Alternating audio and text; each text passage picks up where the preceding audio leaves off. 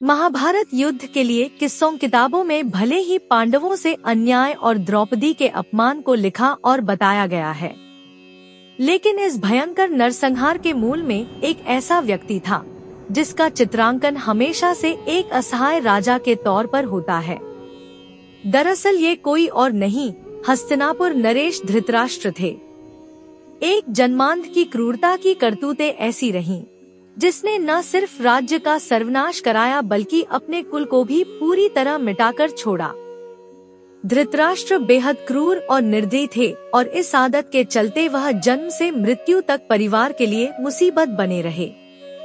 कहा जाता है कि पूर्व जन्म के पापों के चलते ही धृतराष्ट्र जन्मांध पैदा हुए। पूर्व जन्म में भी धृतराष्ट्र बेहद निर्दयी राजा थे। एक बार वे सैनिकों के साथ राज्य भ्रमण पर गए तो उनकी नजर तालाब में बच्चों के साथ अटखेलियां करते हंस के परिवार पर पड़ी।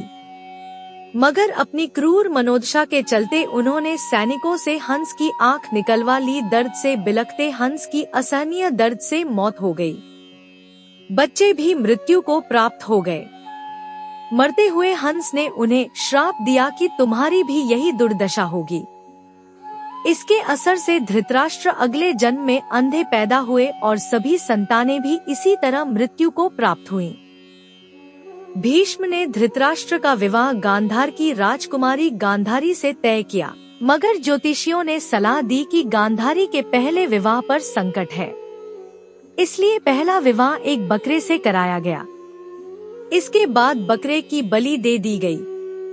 इसके बाद गांधारी विधवा मानकर धृतराष्ट्र से विवाह कर दिया गया। अब गांधारी विधवा थी।